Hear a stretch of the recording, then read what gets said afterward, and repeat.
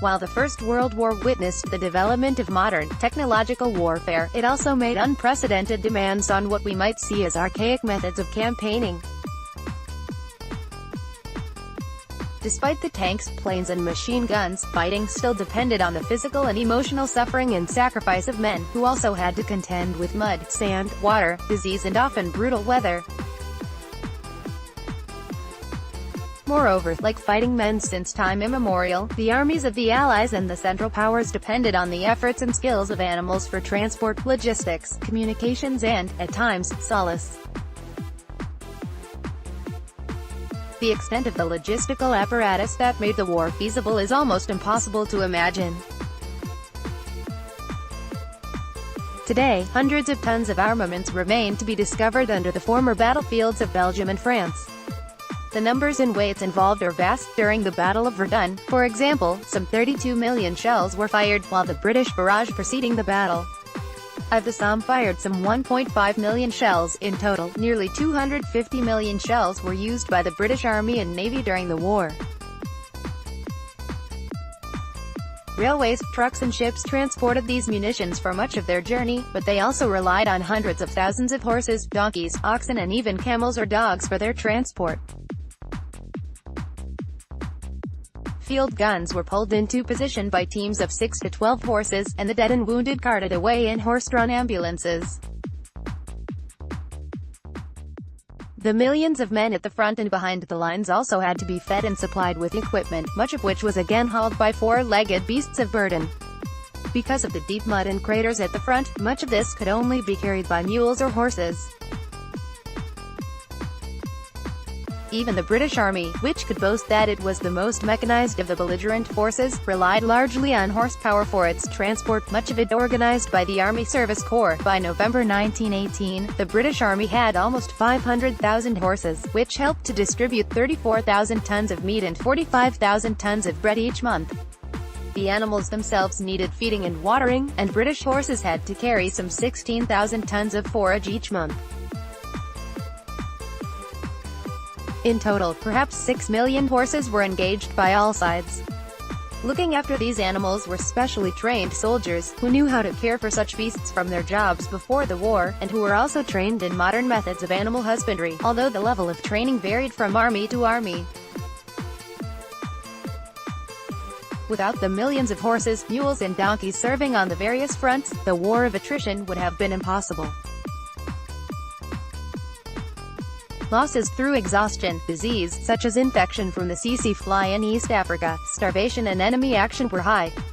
120,000 horses were treated in British veterinary hospitals in 1 year, many of which were field hospitals. The resupply of horses and other animals was a major concern for the leadership of all sides. At the outbreak of the war, Britain's horse population stood at under 25,000, and so it turned to the United States, which supplied around 1 million horses during the war, Canada and Argentina. Germany had prepared for war with an extensive breeding and registration program, and at the start of the war had a ratio of 1 horse to every 3 men.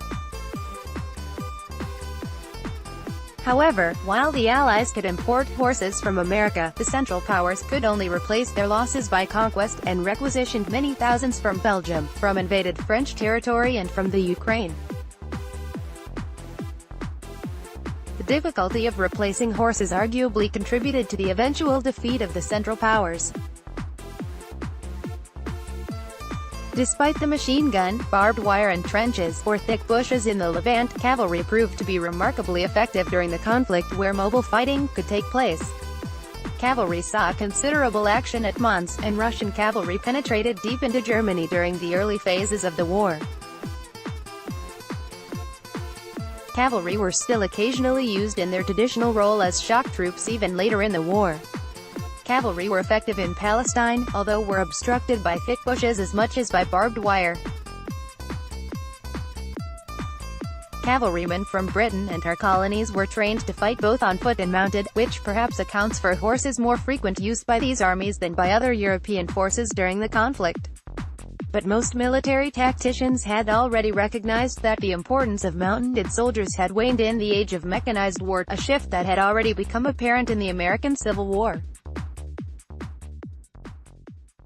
Where cavalry regiments were maintained on the Western Front, many considered them a drain on men and resources, and futile in the face of machine guns.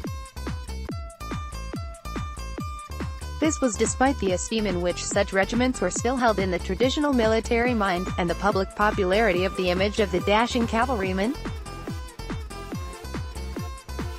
As well as acting as beasts of burden or participants in the fighting, animals also played a vital role in communication. Trained dogs were used to carry messages from the front lines, especially by the German forces, and both sides made particularly heavy use of pigeons. Trained birds, which could fly at 40 kilometers per hour or faster, relayed messages back from the front lines to headquarters, often more reliably or securely than telecommunications or radio. Naval ships, submarines and military airplanes routinely carried several pigeons to deploy in case of sinking or a crash landing. Mobile homing pigeon units acted as communication hubs, and in Britain pigeon fanciers assisted in breeding and training for the war effort. The French deployed some 72 pigeon lofts. Pigeons also captured the popular imagination, with one American bird, Cherami, awarded a French medal for her service within the American sector near the town of Verdun. On her last mission she successfully carried her message, despite being shot through the chest, and purportedly saved the lives of 194 American soldiers with her news. Animals also served important psychological functions during war. The military had long had a close association with animals, either as symbols of courage, such as lions, or through the image of the warrior and his horse. Similarly, the enemy could be depicted as an enraged beast, as Allied propaganda presented the German war machine. The Central Powers reveled in depicting the British Empire as a duplicitous, colonizing octopus, an image that was in turn used against them by the French. Regiments and other military groups often used animals as their symbol, emphasizing ferocity and bravery, and also adopted mascots, both as a means of helping to forge comradeship and to keep up morale. Canadian Battalion even brought a black bear with them to Europe, which was given to London Zoo, where the creature inspired the fictional character of Winnie the Pooh. There are many stories of the close relationship between men and their animals, whether bringing a reminder of a more peaceful life at home on the farm or as a source of companionship in the face of the inhumanity of man. It is claimed that communications dogs were of little use among British soldiers, as they were feeded too much and given too many rations from men in the trenches. Close proximity also brought dangers to men at the front. Manure brought disease, as did the rotting bodies of dead horses and mules that could not be removed from the mud or no man's land. Animals at home also suffered. Many in Britain were killed in an invasion scare, and food shortages elsewhere led to starvation and death. Lack of horses and other beasts of burden sometimes led to the ingenious use of circus or zoo animals, such as Lizzie the elephant, who did war service for the factories of Sheffield.